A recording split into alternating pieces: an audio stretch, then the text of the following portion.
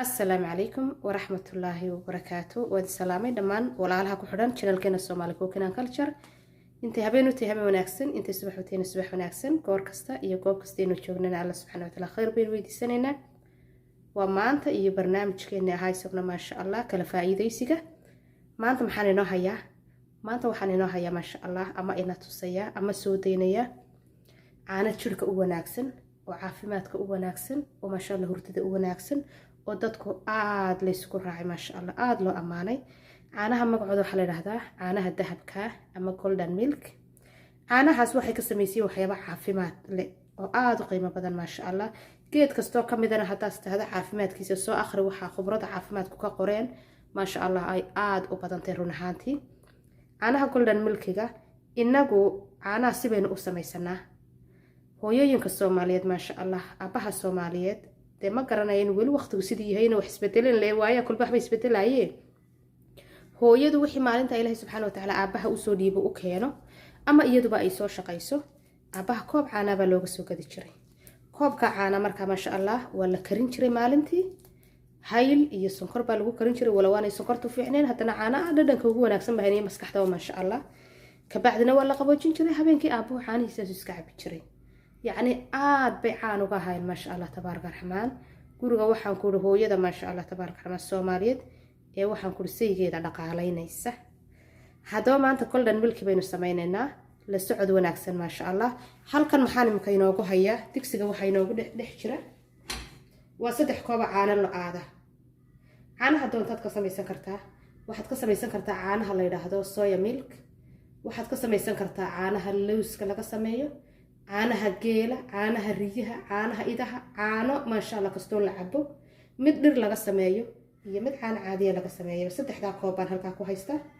saddexda koob ee caanaha baan markaa digsiga ku shubanaya digsiga markaan ku shubto saddexda koob ee caanaha waxa sameeynaya dabkan ku shidaya caanahan waa la karinayaa dabka markaan ma sha Allah markaas ugu shido waxaan sugayaa in yar inta caanuhu qandac yar noqonayaan ama inoo diirayaan caanaha inoo diirayaan maxaan u baahanahay waxyaabahan u baahanahay way kala horeynayaan qaabkan ugu daraya waayo Soomaalidu maxay mahmahada dhabeel walba dhirga dhanbay ka taqaanaa ma yahayd ma sha Allah mahmahadeen qaalidahay marka qof walba si buu karsadaa tiyo golden milk la wada samaysto hadana qofba si buu u samaystaa caalamku waa ku kala duwan yahay marka waa kan ma sha Allah tabaaraka raxmaan saddexda koob ee caanaha 1 teaspoon oo ah huruud ama turmeric ama huruudaas ayaan ku darayaa intaas markaa isku soo yara diiraysa hadii la haydo dabka aan u yara deynaya waan yara sugayaa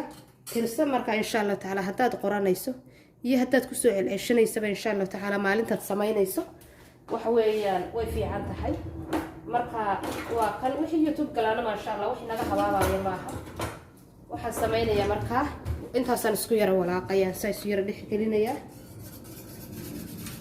ruudiyadu waxa ku fiican tahay ma sha Allah ma guntanto ma yaani ashyaada isku buurbuura marka lagu shubo sa shuurada kale iyo soo saysaga mirbaysa saasaan qasaya ma sha Allah ilaa intay ka soo diirayaan intaas markaas ay tahay maxaan u baahanahay waxaan u baahanahay isaguna iigu xigaaye waa hayl waxaan filayaa wada arkaysan hayl ba iigu xiga haylka waxaan ka soo tumanayaa 5 xabo ma isku badinaayo mooyaheeni iyo tibteeni baana ku soo yara garaacaya isaga dul qaata markaa waxaan ku saaqada mooye iyo tibta waxaan filayaa bariyan mishiinayna inay rogay waayo ma raba inaan shiido waxaan rabaa inaan qaabkii Soomaali golden milk inaan ka dhigaan rabaa insha Allah taala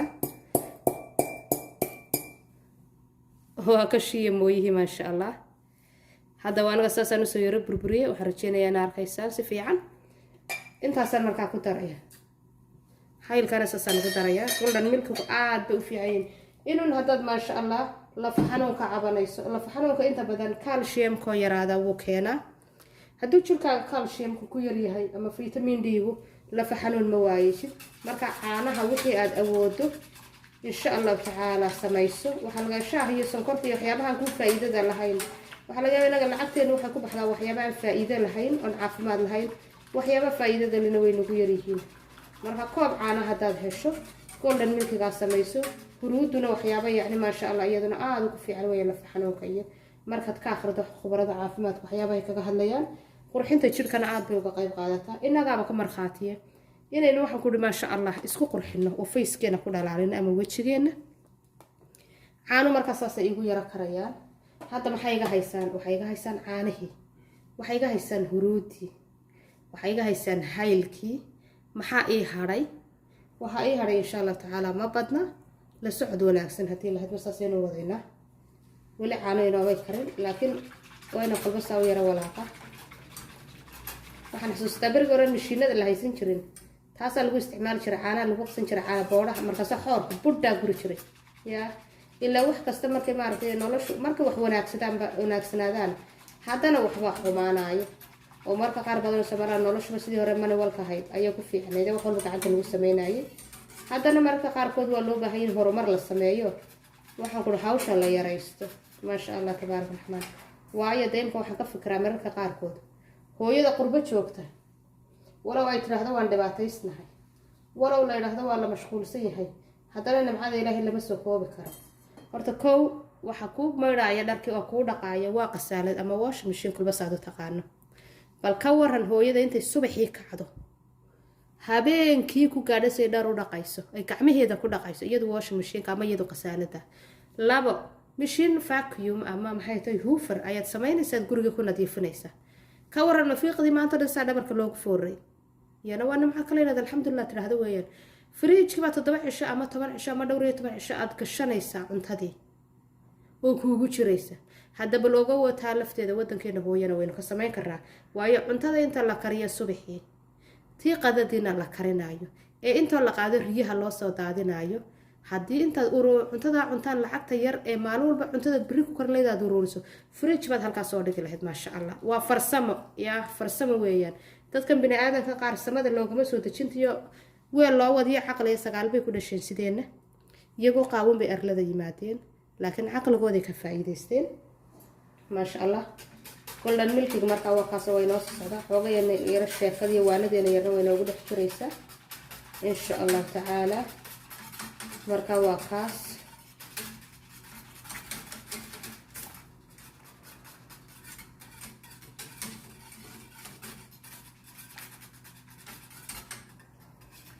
saasaan usoo karinayaa golden milkigeena udgoonka maasha allah. haylka iyo markay iskalaan huruudu adaaba ka sheekaynaya. hadda marka waxaan noo raadinayaa geedkii kaleynu ku daraynay haddii lahaydmo.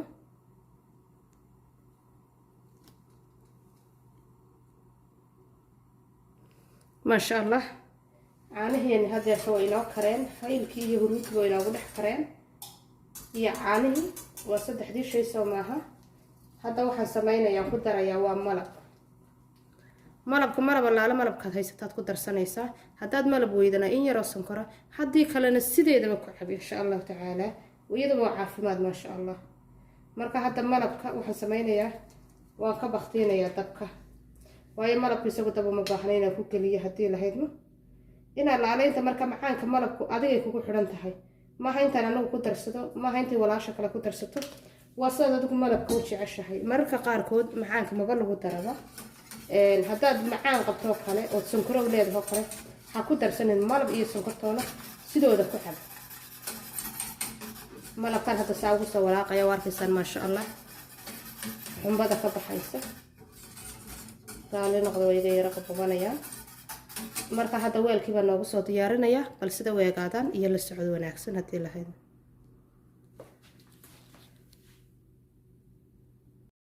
maasha allah walaalayaal waa kasaa inoo soo baxeen golden milkigeeni.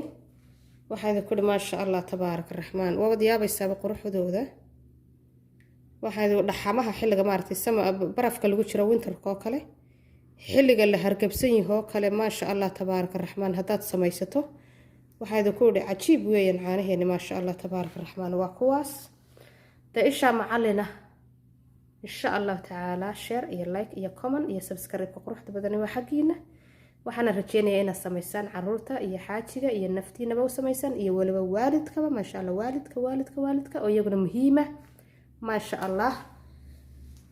walaalaha kalena usii gudbisaan si ay uga faa'iidaystaan insha allahu tacaala oo iyaguna u samaystaan waayo saan idiin sheegay hargabkana aad buu ugu fiican yahay markaad maaragtay halkaad wax kale shaah ka cabi lahayd kaagan soo samaysa intaadaa isku soo dardarsa maasha allah waa intaa geedii caafimaadka waa caanihii waxa weeyaan huruudi waxa weeyaan maasha allah haylkeeni waxa weeyaan malabkeeni afartaa geed markaad ka samaysato golden milk ama caanaha dahabka insha allah tacaala waad ka heli doontaa intaynu dib isugu soo noqonayno waxaa idinkaga tegayaa assalaamu calaykum waraxmatullaahi wabarakaatu iyo caanaheeni iyo kuwaasa maasha allah